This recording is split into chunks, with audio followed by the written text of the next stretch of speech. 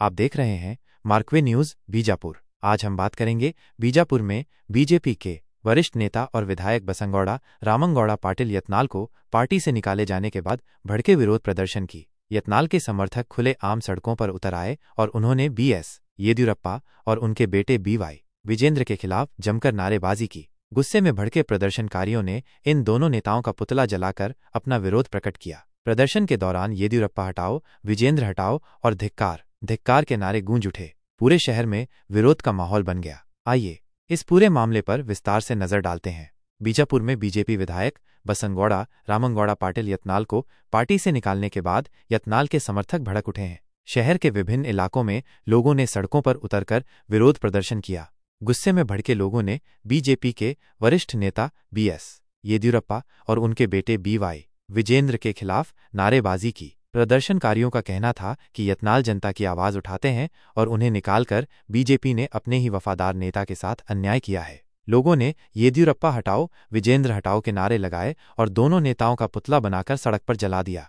विरोध के दौरान लोग भड़के हुए नजर आए। उनका कहना था कि बीजेपी परिवारवाद और स्वार्थ की राजनीति कर रही है। एक प्रदर्शनकारी ने कहा, यत्नाल जी जनता के हित में बोलते हैं, उन्होंने हमेशा सच का साथ दिया है। बीजेपी ने उन्हें पार्टी से निकालकर गलत फैसला लिया है। हम इस फैसले का विरोध करते हैं।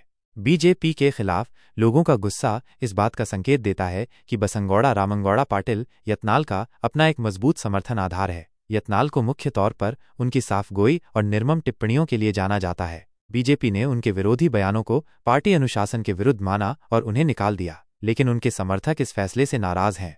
प्रदर्शन के दौरान कई लोगों ने बीजेपी के नेताओं पर आरोप लगाए। एक अन्य प्रदर्शनकारी ने कहा, येदियुरप्पा और विजेंद्र ने बीजेपी को अपनी जागीर बना लिया है। वो सिर्फ अपने परिवार के लोगों को आगे लाना चाहते हैं। यत्नाल जी जनता के नेता हैं, उन्हें निकालना बीजेपी की तानाशाही है।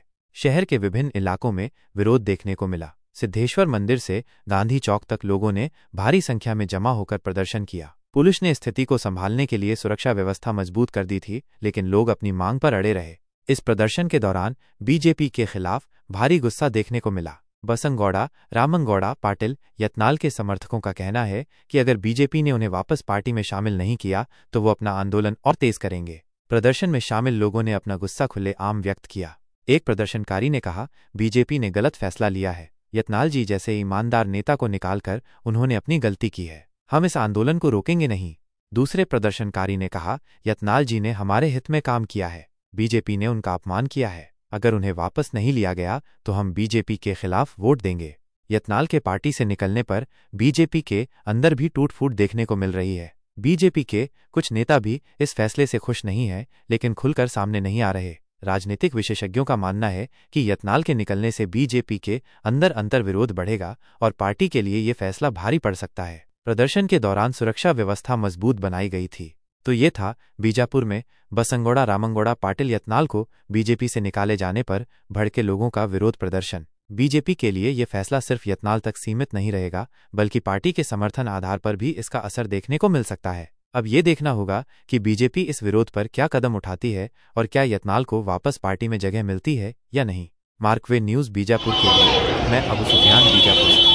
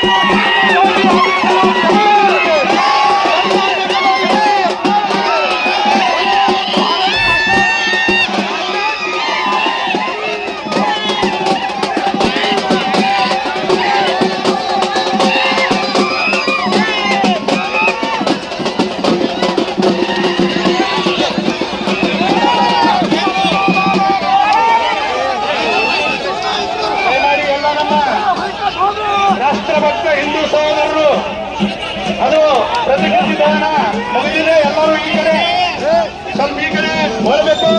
ಮಾಧ್ಯಮದವರಿಗೆ ಎಲ್ಲ ಚಿತ್ರೀಕರಣ ಮಾಡಲಿಕ್ಕೆ ಅವಕಾಶ ಮಾಡಿಕೊಡ್ಬೇಕು.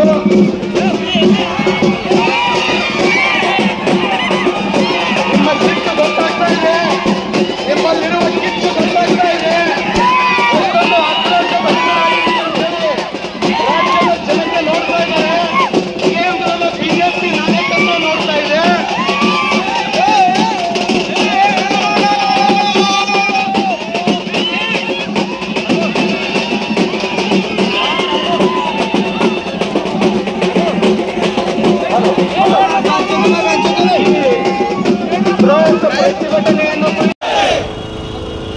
ಇವತ್ತು ಕರ್ನಾಟಕದಲ್ಲಿ ಬೆಂಕಿಯನ್ನ ಮುಟ್ಟಿದ ಪರಿಣಾಮ ಈ ಹಿಂದೂ ಶಕ್ತಿ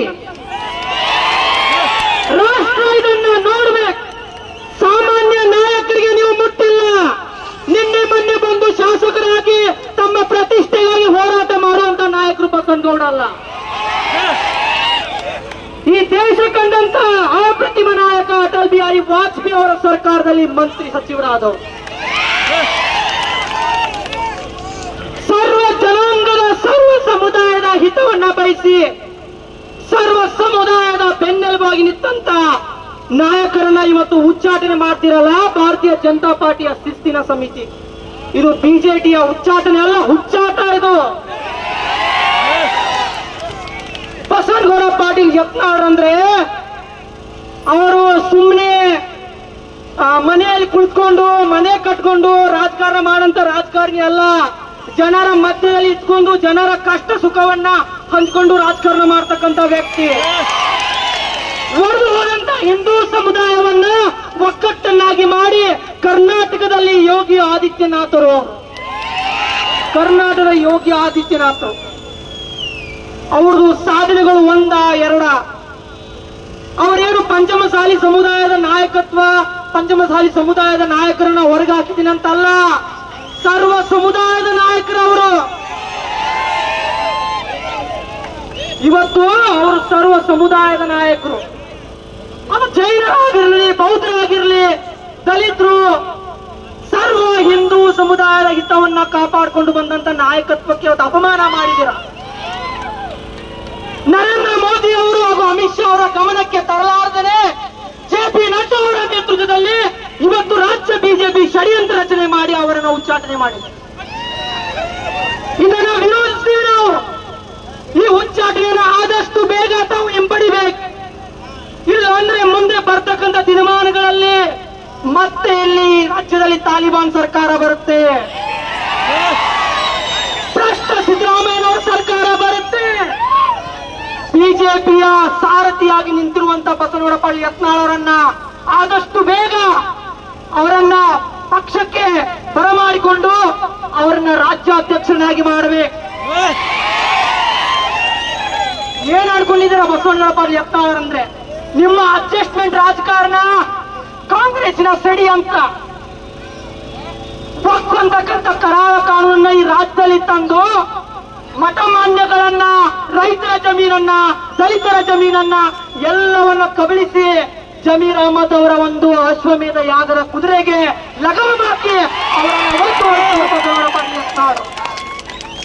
ಅದಕ್ಕೆ ನಾನು ಈ ಸಂಪೂರ್ಣ ಹಿಂದೂ ಸಮುದಾಯದ ಪರವಾಗಿ ನಾವು ವಿನಂತಿಯನ್ನು ಮಾಡ್ಕೊಳ್ತೀವಿ.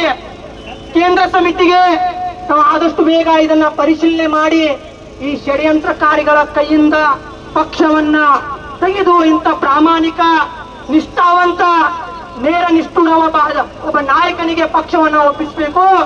ಮುಂದೆ ಬರ್ತಕ್ಕಂಥ ದಿನಮಾನಗಳಲ್ಲಿ ಬಿಜೆಪಿ ರಾಜ್ಯದಲ್ಲಿ ಅಧಿಕಾರಕ್ಕೆ ಬರುತ್ತೆ. ಈ ಸುಳ್ಳು ಗ್ಯಾರಂಟಿಗಳು, ಭ್ರಷ್ಟಾಚಾರ ಸಿದ್ದರಾಮಯ್ಯ ಸರ್ಕಾರ ಮನೆಗೆ ಹೋಗುತ್ತೆ. ಅದು ಬಸವನಗೌಡ ಪಾಟೀಲ್ ಯತ್ನಾಳ್ ಸಾಹೇಬರಿಂದ ಮಾತ್ರ ಸಾಧ್ಯ. ಅದಕ್ಕೆ ಆದ್ರೆ ಬಿಜಾಪುರ ನಗರದಲ್ಲಿ ರೈತರೆಲ್ಲ ಆತ್ಮಹತ್ಯೆ ಮಾಡ್ಕೊಂತ ಪರಿಸ್ಥಿತಿ ಬಂದಿತ್ತು. ಯಾಕಂದ್ರೆ ಈ ಒಪ್ಪಂತಕ್ಕಂಥ ಕಾನೂನು ಜಮೀನುಗಳನ್ನ ಕಬಳಿಸ್ತಾ, ಮಠಮಾನ್ಯಗಳನ್ನ ಕಬಳಿಸ್ತಾ ಇವರೆಲ್ಲ ಜಮೀರ್ ಅಹಮದ್ ಅವರ ನೇತೃತ್ವದಲ್ಲಿ, ಇವರೆಲ್ಲ ಸಿದ್ದರಾಮಯ್ಯ ಅವರ ನೇತೃತ್ವದಲ್ಲಿ ಎಲ್ಲರ ನೇತೃತ್ವ ಷಡ್ಯಂತ್ರ ಮಾಡ್ತಿರುವಾಗ ರೈತರೆಲ್ಲ ಆತ್ಮಹತ್ಯೆ ಮಾಡುವಂತ ಸಂದರ್ಭದಲ್ಲಿ ಬಸನಗೌಡ ಪಾಟೀಲ್ ಯತ್ನಾಳರು 3 ದಿನಗಳ ಕಾಲ ಜಿಲ್ಲಾಧಿಕಾರಿಗಳ ಕಚೇರಿಯ ಮುಂಭಾಗದಲ್ಲಿ ಅಹೋರಾತ್ರಿ ಧರಣಿ ಸತ್ಯಾಗ್ರಹ ಮಾಡಿದ್ರು. ಜೆಪಿಸಿ ಜಗದಿಂಬಿಕಾ ಪಾಲ್ ಅವರು ಬಿಜಾಪುರಕ್ಕೆ ಬರಬೇಕಾಯ್ತು, ತೇಜಸ್ವಿ ಸೂರ್ಯ ಅವರು ಬಿಜಾಪುರಕ್ಕೆ ಬರಬೇಕಾಯ್ತು.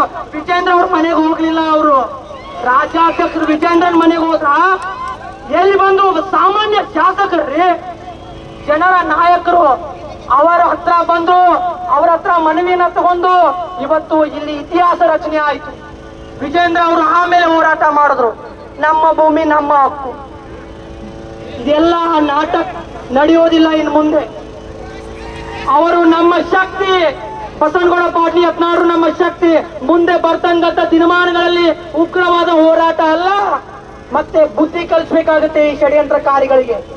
ಆದಷ್ಟು ಬೇಗ ಅಮಿತ್ ಶಾ ಅವರು, ನರೇಂದ್ರ ಮೋದಿ ಅವರ ಮೇಲೆ ನಮ್ಮ ಸಮುದಾಯ, ನಮ್ಮ ಹಿಂದೂ ಸಮುದಾಯದ ಭರವಸೆ ಇದೆ. ಅವರು ಆದಷ್ಟು ಬೇಗ ನಮ್ಮ ನಾಯಕರನ್ನ ಬರಮಾಡಿಕೊಂಡು ಅವರಿಗೆ ರಾಜ್ಯಾಧ್ಯಕ್ಷ ಸ್ಥಾನವನ್ನ ಕೊಟ್ಟು ಗೌರವಿಸ್ತಾರಂತ ಭರವಸೆ ನಮ್ಮಲ್ಲಿದೆ. ನಾವೆಲ್ಲರೂ ಒಗ್ಗಟ್ಟಾಗಿ ನಿಲ್ಲೋಣ, ನಾವೆಲ್ಲರ ಶಕ್ತಿ ಒಗ್ಗಟ್ಟಾಗಿರೋಣ. ಸಂಪೂರ್ಣ ಹಿಂದೂ ಸಮುದಾಯ ಒಗ್ಗಟ್ಟಾಗಿದೆ. ಅದರ ಜೊತೆ ಎಲ್ಲ ದಲಿತರು, ಆದಿವಾಸಿಗಳು, ಹಿಂದುಳಿದ ವರ್ಗದವರು ಎಲ್ಲರೂ ಒಂದಾಗಿದ್ದೇವೆ. ಭಾರತ್ ಮಾತಾ ಕಿ, ಭಾರತ್ ಮಾತಾ ಕಿ. ಬಸನಗೌಡ ಪಾಟೀಲ್ ಯತ್ನಾಳ್ ಅವರಿಗೆ, ದಲಿತ ನಾಯಕ ಪ್ರತಾಪ್ ಚಿಕ್ಕಲಿಕೆ ಅವರಿಗೆ ಬಹು ಸುಂದರವಾಗಿ ಮಾತಾಡೋಕೆ ಅವರಿಗೆ ಧನ್ಯವಾದಗಳು ಅರ್ಪಿಸುತ್ತಾ, ಈಗ ವಿಜಯಪುರ ಜಿಲ್ಲೆ ಅಷ್ಟೇ ಅಲ್ಲ, ಸಮಸ್ತ ಕರ್ನಾಟಕ ರಾಜ್ಯದಲ್ಲಿ ರಾಷ್ಟ್ರಭಕ್ತ ಹಿಂದೂಗಳು ಬೀದಿಗಿಳಿದು ಯತ್ನಾಳರ ಪರವಾಗಿ ಹೋರಾಟ ಮಾಡ್ತಾರೆ. ಇದನ್ನ ಎಲ್ಲ ನೋಡಿದ್ರೆ ನನಗನ್ನಿಸ್ತಾ ಇದೆ, ಭಾರತೀಯ ಜನತಾ ಪಾರ್ಟಿ ಬಸನಗೌಡ ಪಾಟೀಲ್ ಯತ್ನಾಳರನ್ನು ಬಿಜೆಪಿಯಿಂದ ಉಚ್ಚಾಟನೆ ಮಾಡಿಲ್ಲ, ಹಿಂದುತ್ವವನ್ನೇ ಬಿಜೆಪಿಯಿಂದ ಉಚ್ಚಾಟನೆ ಮಾಡಿಲ್ಲ. ಸರಿಯೋ ತಪ್ಪು? ಯಾಕೆ ಈ ಮಾತನ್ನು ನಾನು ಹೇಳ್ತಾ ಇದ್ದೀನಿ? ನಮ್ಮ ಈಶ್ವರಪ್ಪನವರು ಹಿಂದುತ್ವದ ಪರವಾಗಿ ಮಾತನಾಡ್ತಾ ಇದ್ರು, ಅವರನ್ನು ಇವತ್ತೇನು ಮಾಡ್ತು ಭಾರತೀಯ ಜನತಾ ಪಾರ್ಟಿಯ ರಾಜ್ಯ ನಾಯಕತ್ವ ಅಪ್ಪ ಮಗ ಸೇರಿಸ್ಕೊಂಡು ಹೊರಗಾಕಿ. ಒಬ್ಬ ಕಠೋರ ಹಿಂದುತ್ವವಾದಿ ಜಿಹಾದಿಗಳಿಗೆ ಸಿಂಹ ಸ್ವಪ್ನವಾಗಿದ್ದ ಪ್ರತಾಪ್ ಸಿಂಗ್ರಿಗೆ ಟಿಕೆಟ್ ಅನ್ನು ತಪ್ಪಿಸಿದ್ರು. ಅನಂತ ಕುಮಾರ್ ಹೆಗಡೆ ಅಂತ ಒಬ್ಬ ನಿಷ್ಠಾವಂತ ಹಿಂದುತ್ವವಾದಿಗೆ ಭಾರತೀಯ ಜನತಾ ಪಾರ್ಟಿ ಟಿಕೆಟ್ ನೀಡಲಿಲ್ಲ. ಸಂಗಣ್ಣ ಕರಡಿ ಅವ್ರನ್ನ ಒಬ್ಬ ಅತ್ಯುನ್ನತ ನಾಯಕ, ನಮ್ಮ ಉತ್ತರ ಕರ್ನಾಟಕದ ಪ್ರಭಾವಿ ನಾಯಕ, ಅವರಿಗೆ ಟಿಕೆಟ್ ಅನ್ನು ತಪ್ಪಿಸಿದ್ರು. ಅವರಿಗೆ ವ್ಯವಸ್ಥಿತವಾಗಿ ಸೋಲುಣಿಸಿದ್ರು. ಜಗದೀಶ್ ಶೆಟ್ಟರ್ ಅವ್ರನ್ನ ಮೂಲೆ ಗುಂಪು ಮಾಡಿದ್ರು. ಸದಾನಂದ ಗೌಡ್ರನ್ನ ಕೈಗೊಂಬೆ ಆಗಿಟ್ಕೊಂಡ್ರು. ಯಾರ್ಯಾರು ಬಸವರಾಜ ಬೊಮ್ಮಾಯಿ ಅವ್ರನ್ನ ರಬ್ಬರ್ ಸ್ಟ್ಯಾಂಪ್ ಮಾಡಕ್ ಹೋದ್ರು. ಯಾರ್ಯಾರು ಹಿಂದುತ್ವದ ಪರವಾಗಿ ಮಾತನಾಡ್ತಾರೋ, ಯಾರು ಹಿಂದುತ್ವಗಳಿಗಾಗಿ ಹಿಂದುತ್ವಕ್ಕಾಗಿ ತಮ್ಮ ಜೀವನವನ್ನೇ ಕೊಟ್ಟಿದ್ದಾರೋ, ಅವರಿಗೆ ಇವತ್ತು ರಾಜ್ಯ ಭಾರತೀಯ ಜನತಾ ಪಾರ್ಟಿಯ ಒಂದು ಕುಟುಂಬ ವ್ಯವಸ್ಥಿತವಾಗಿ ಹೊರಗೆ ಹಾಕುವಂತ ಹಾಗೂ ಚುನಾವಣೆಯಲ್ಲಿ ಸೋಲಿಸುವಂತ ಕೆಲಸ ಮಾಡಿದರು. ಆದ್ರೆ ಈಗ ಅವರು ಬಹಳ ತಪ್ಪು ಜಾಗ ಕೈ ಹಾಕಿಬಿಟ್ರು. ಯಾಕರೆ ಹಾಕಿನಿಪ್ಪ ಅನ್ನಂಗಾಗ. ಇದು ರಾಷ್ಟ್ರೀಯ ನಾಯಕರಿಗೆ ಇಲ್ಲಿಯ ಅಪ್ಪ ಮಕ್ಕಳ ಸೇರ್ಕೊಂಡು ತಪ್ಪು ಸಂದೇಶವನ್ನು ಕೊಟ್ಟು ಯತ್ನಾಳರ ಬಗ್ಗೆ ತಪ್ಪು ಅಭಿಪ್ರಾಯಗಳನ್ನು ಕೊಟ್ಟಿದ್ದಕ್ಕೆ ಇವತ್ತು ಬಸನಗೌಡ ಪಾಟೀಲ್ ಯತ್ನಾಳರನ್ನ 6 ವರ್ಷಗಳ ಕಾಲ ಉಚ್ಚಾಟನೆ ಮಾಡಿ. ದಯಮಾಡಿ ಶಾಂತತೆ ಕಾಪಾಡ್ಕೋರಿ. ಅಲ್ಲಿ ಪೊಲೀಸರೊಂದಿಗೆ ಸಹಕಾರ ಕೊಡ್ರಿ, ಅವ್ರು ನಮ್ಮ ರಕ್ಷಣೆಗಾಗಿ ಬಂದಿದ್ದಾರೆ. ದಯಮಾಡಿ ಯಾರು ಅಲ್ಲಿ ಗಲಾಟೆ ಮಾಡಬೇಡ್ರಿ. बोलो भारत माता की, 2 ಕೈ ಮೇಲೆ ತರ್ರಿ. ಭಾರತ್ ಮಾತಾ ಕಿ. ವ್ಯವಸ್ಥಿತವಾದಂತ ಷಡ್ಯಂತ್ರ ಕರ್ನಾಟಕದಲ್ಲಿ ಒಂದು ಕುಟುಂಬವನ್ನು ರಕ್ಷಣೆ ಮಾಡೋಗೋಸ್ಕರ ಇವತ್ತು ನಡೀತಾ ಇದೆ. ನಾನು ಕೇಳ್ತೀನಿ, ಕೆಜೆಪಿ ಮಾಡಿ ಹೋಗಿದ್ರಲ್ಲಪ್ಪ, ಕರ್ನಾಟಕ ಜನತಾ ಪಾರ್ಟಿ ಎಷ್ಟು ಸೀಟ್ ತಂದ್ರಿ ಯಡಿಯೂರಪ್ಪನವರೇ?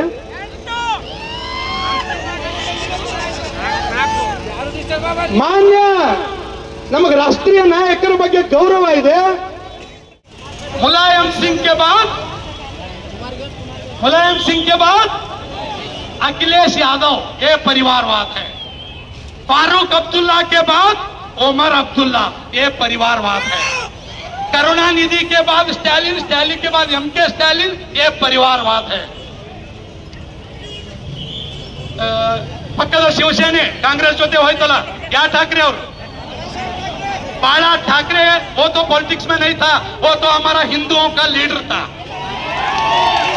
उद्धव ठाकरे के बाद आदित्य ठाकरे ये परिवारवाद है। लालू प्रसाद के बाद तेजस्वी, लालू यादव, तेजस्वी यादव ये परिवारवाद है। तो कर्नाटक में येडियुरप्पा के बाद विजेंद्र क्यों?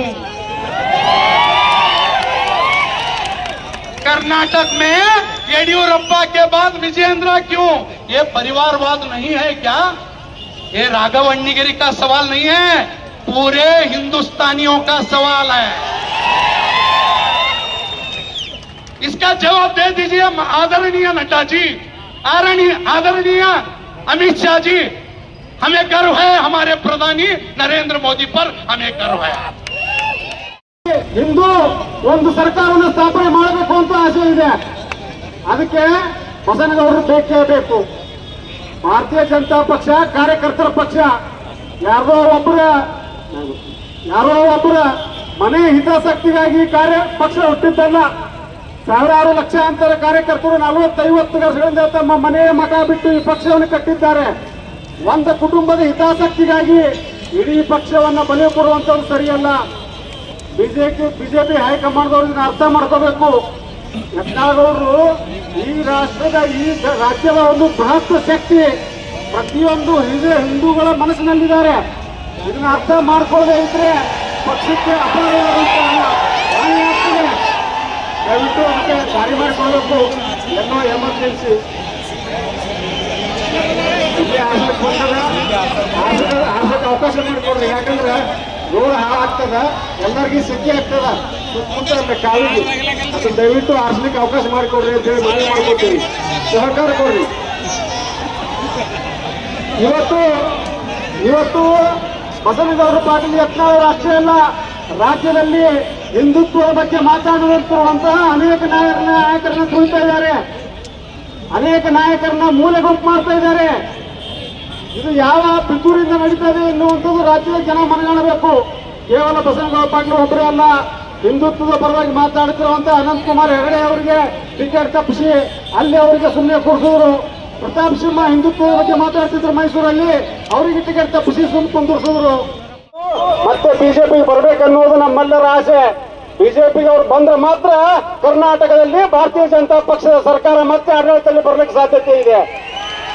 ಮಾಡಿರುವಂತಹ ತಪ್ಪು ನಿರ್ಣಯವನ್ನ ಶೀಘ್ರವಾಗಿ ವಾಪಸ್ ತಗೊಂಡ್ಬಿಟ್ಟು ಬಸನಗೌಡ ಪಾಟೀಲ್ ಯತ್ನಾಳ್ ಅವರಿಗೆ ಸೂಕ್ತವಾದಂತಹ ಸ್ಥಾನಮಾನ ಮರ್ಯಾದೆ ಕೊಡಲೇಬೇಕು ಅಂತ ಹೇಳ್ಬಿಟ್ಟು ಇಡೀ ಸಮಸ್ತ ಕರ್ನಾಟಕದ ಹಿಂದೂಗಳ ಪರವಾಗಿ ಮತ್ತು ಸಮಸ್ತ ಕರ್ನಾಟಕದ ಭಾರತೀಯ ಜನತಾ ಪಕ್ಷದ ಕಾರ್ಯಕರ್ತರ ಪರವಾಗಿ ನಾನು ಭಾರತೀಯ ಜನತಾ ಪಕ್ಷದ ಹೈಕಮಾಂಡ್ಗೆ ಆಗ್ರಹ ಮಾಡ್ತೀನಿ. ನಾವೆಲ್ಲರೂ ಬಸನಗೌಡ ಪಾಟೀಲ್ ಅವರಿಗೆ ಶಕ್ತಿಯಾಗಿ ನಿಲ್ಲಬೇಕು. ನಾವ್ಯಾವರು ಪಕ್ಷದ್ರೋಹಿಗಳಲ್ಲ.